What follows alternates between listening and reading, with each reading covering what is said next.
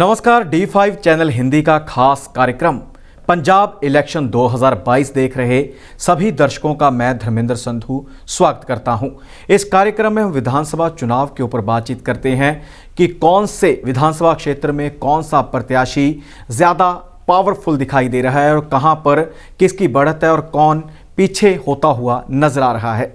इस कार्यक्रम का हिस्सा बनते हैं हमारे साथ सीनियर पत्रकार प्रदीप शाही जी। शाही जी आज भी हमारे साथ मौजूद हैं। सबसे पहले उनका स्वागत करते हैं। शाही जी, स्वागत है आपका। नमस्कार। शाही जी, विधानसभा चुनाव 2022 तक हम पहुंचे हैं, लेकिन 1967 की बात भी करनी बनती है। तब से लेकर अब तक क्या हालात रहे, कैसी परिस्थितियां रही और कौन कौन से दल इन चुनाव में अपनी किस्मत आजमाते रहे? जी बिल्कुल सही। पंजाब 1966 में गठन हुआ जी। उससे पहले यह हरियाणा, हिमाचल प्रदेश एक अलग राज्य था और इसी कारण वहाँ से अलग होने के बाद 1967 में पहली बार चुनाव हुए। यहाँ पर कांग्रेस के अलावा 1967 के चुनाव में भारतीय जनसंघ, CPI, अकाली दल संत फतेह सिंह, CPM, जनता पार्टी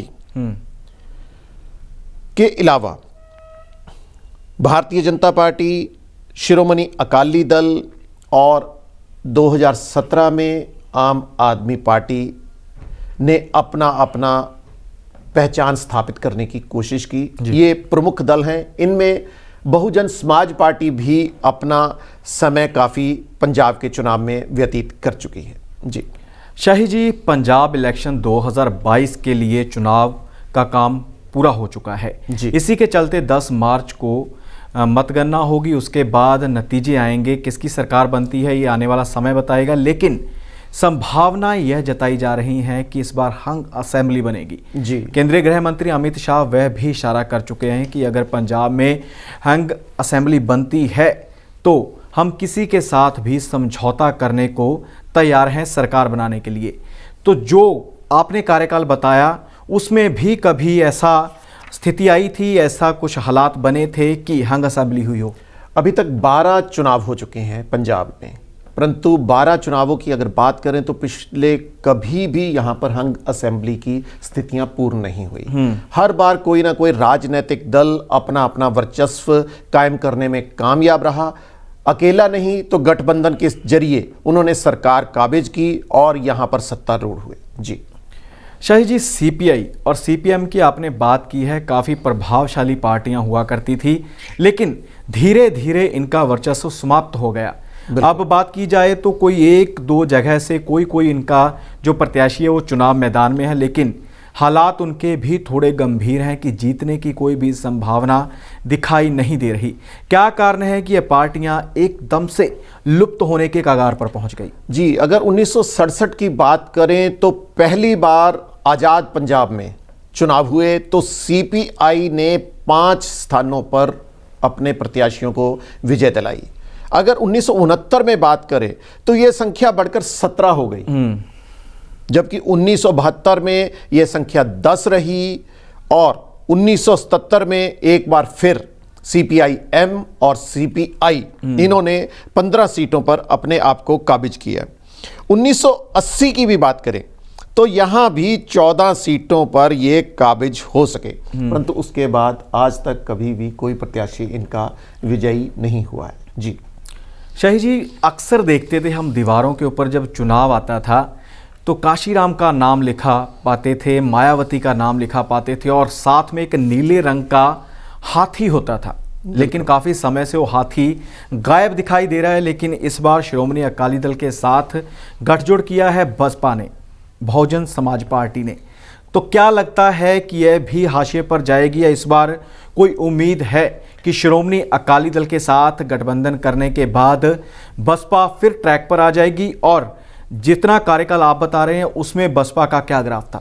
जी, अगर ये 12 चुनावों की बात करें जो अब तक पंजाब में हुए, इनमें 1992 के चुनाव एक ऐसे रोमांचक चुनाव थे जिसमें बहुजन समाज पार्टी ने 9 स्थानों पर कब्जा किया था। उस समय उन्होंने अकेले चुनाव लड़ा और 9 सीटों पर काबिज हुए। जी। अब तकरीबन 30 साल के बाद इन्होंने शिरोमणि अकाली दल के साथ गठबंधन किया है। तो अब यह देखना होगा कि ये कितनी सीटों पर अपने आप को स्थापित कर पाएंगे। फिलहाल ऐसा कोई चुनाव नहीं था बीच में जिनके इनके पास कोई ऐसी बड़ी संख्या में सीट मिल सके। आपको ये भी बता दें कि अकाली दल पिछले 37 साल से भारतीय जनता पार्टी के साथ गठबंधन की सरकार में काबिज था। जी शाही जी, बात की जाए भाजपा की तो भाजपा की काफ़ी जो हमारे राज्य हैं उनकी सरकार बनी हुई है। खासकर बात की जाए हिमाचल प्रदेश की तो हिमाचल प्रदेश में भाजपा की सरकार है, उत्तर प्रदेश में भाजपा सरकार है, हरियाणा में भाजपा सरकार है और केंद्र में भी भाजपा की सरकार है। जी। भाजपा का शिरोमणि अकाली दल के साथ गठबंधन हुआ करता था, लेकिन कृषि कानूनों के चलते वो गठबंधन टूट गया। जी। और जितनी बार वो भाजपा और श्रोमणी अकाली दल इकट्ठे होकर लड़े तो जीत हुई। लेकिन अब भाजपा ने निर्णय लिया है कि वो 117 विधानसभा सीटों पर पंजाब में अकेले ही चुनाव लड़ेंगे। क्या लगता है कि भाजपा जीत पाएगी अकेले? जी, मैं इसमें थोड़ा सा एक और जानकारी भी देना चाहूँगा। भारतीय जनसंघ के नाम से 1967 में पहली बार चुनाव लड़ा गया था और 9 सीटों पर विजय हासिल की गई थी। उसके बाद 1969 में भी भारतीय जनसंघ ने ही चुनाव लड़ा और 8 सीटों पर काबिज हुए। 1972 में इनको कोई भी सीट नहीं मिली, जबकि 1977 के चुनाव में जनता पार्टी ने 15 सीटों पर अपने आप के प्रत्याशियों को विजय दिलाने में सफलता हासिल की। इसके बाद 77 और 1980 के चुनाव जिसमें भारतीय जनता पार्टी कहीं भी दिखाई नहीं दी। 1985 में भारतीय जनता पार्टी के नाम से चुनाव लड़े गए और 1985 में इन्होंने 6 सीटों पर अपने आप को जिताया, 1992 में 4 सीटों पर, 1997 में 18 सीटों पर और 2002 में मात्र 3 सीटें, 2017 में 19 सीटें, 2012 में 12 सीटें और 2017 में 3 सीटें ये हासिल करने में कामयाब रहे। इसका मुख्य कारण ये भी रहा है कि वो राष्ट्रीय पार्टी होने के बावजूद भी उन्हें क्षेत्रीय दल का सहारा लेना पड़ा, यानी कि शिरोमणि अकाली दल के साथ। अगर यूं कहें तो भारतीय जनता पार्टी ने 37 साल के बाद 2022 के चुनाव में पहली बार अकेले अपने दम पर बड़ी संख्या में अपने प्रत्याशियों को खड़ा किया है और बड़े भाई की भूमिका निभाते हुए चुनाव लड़ रही है। अगर उनके साथ क्षेत्रीय पार्टियों में सम्मिलित पार्टियों की बात करें तो पंजाब लोक कांग्रेस, जो कांग्रेस के पूर्व मुख्यमंत्री कैप्टन अमरिंदर सिंह की पार्टी है, और संयुक्त अकाली दल के साथ समझौता किया है, यानी कि इनमें अधिकतर सीटें भारतीय जनता पार्टी के पास है। अगर पिछले चुनावों की बात करें 37 साल में, तो भारतीय जनता पार्टी कभी भी 20 के आंकड़े को पार करने में सफल नहीं हुई है। क्षेत्रीय पार्टियों के सहारे उन्होंने अपनी नैया को उबारने की कोशिश की। इस बार ये देखना होगा कि वह इतनी बड़ी सीटों पर चुनाव लड़ रही है और उनमें से वह कितनी सीटों पर विजय हासिल करेगी, इसका तो हमें अभी 10 मार्च तक इंतजार करना ही होगा। जी शाही जी, बात की जाए 1967 से लेकर 2022 तक, जी 22 के अभी रिजल्ट आने बाकी हैं, इससे पहले तक कौन सी पार्टी सबसे ज़्यादा प्रभावशाली रही? जी, अभी तक अगर बात करें तो राष्ट्रीय पार्टी कांग्रेस ही ऐसी पार्टी है जिन्होंने यहां पर अपना दमखम दिखाया है। केवल 2 चुनाव ऐसे माने जा सकते हैं, 1977 के चुनाव। उसका मुख्य कारण 77 के चुनावों में इमरजेंसी लगने के बाद पहली बार पंजाब में चुनाव हुए तो कांग्रेस का लगभग सफाया हो गया था और इनके मात्र 17 उम्मीदवार ही विजयी हो सके थे। सबसे खास बात ये रही। और उसके बाद अगर हाईएस्ट सीट की बात करें तो 1992 में कांग्रेस ने 87 यानी कि 87 सीटों पर विजय हासिल की। और अगर अकाली दल की बात करें तो 1997 में उन्होंने 75 सीटें, जो सबसे अधिक सीटें हैं अभी तक अकाली दल ने हासिल की हैं। जी जी शाही जी, ओवरऑल भी आप सारा तफसील से बता दीजिए कि 67 से लेकर अब तक कौन पार्टी चुनाव मैदान में थी और किस पार्टी ने कितनी सीटें हासिल की, एक संक्षेप में बता दीजिए। एक छोटी सी जानकारी, और इसकी जानकारी से पहले मैं बताना जरूर चाहूंगा कि अभी तक राष्ट्रीय दलों में कांग्रेस या भारतीय जनता पार्टी ही थी और क्षेत्रीय दलों के सहारे वो एक दूसरे संग चुनाव लड़ रहे थे।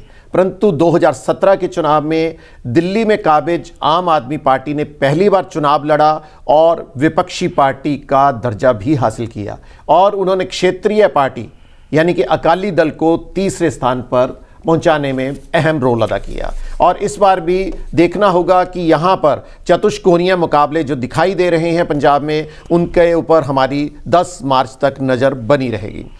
अभी आपने कहा कि 1967 से लेकर 2017 तक मुख्य तौर पे कांग्रेस का अधिक कब्जा रहा, परंतु अगर ओवरऑल बात करें तो कई बार कांग्रेस आती रही, एक या दो बार कांग्रेस आ गई, उसके बाद फिर 2 बार अकाली आ गई, फिर एक बार कांग्रेस आ गई, फिर अकाली दल आ गई। ये ऐसे ही चाल चलन चलता रहा और पंजाब की राजनीति में इन दोनों ने अपना वर्चस्व कायम रखा। जी शाही जी, आप कार्यक्रम का हिस्सा बने, विभिन्न मुद्दों पर बातचीत की और बता दिया कि 1967 से लेकर आज तक जितने भी चुनाव हुए हैं पंजाब में, उसमें किसकी बढ़त रही, कौन पीछे रहा, कौन से प्रत्याशी थे, क्या सारा आपने संक्षेप में बता दिया। आपका बहुत बहुत धन्यवाद है जी। तो दर्शकों, इसी कार्यक्रम में और मुद्दे लेकर और नई जानकारी लेकर हाजिर होंगे। फिलहाल इजाज़त दीजिए, धन्यवाद।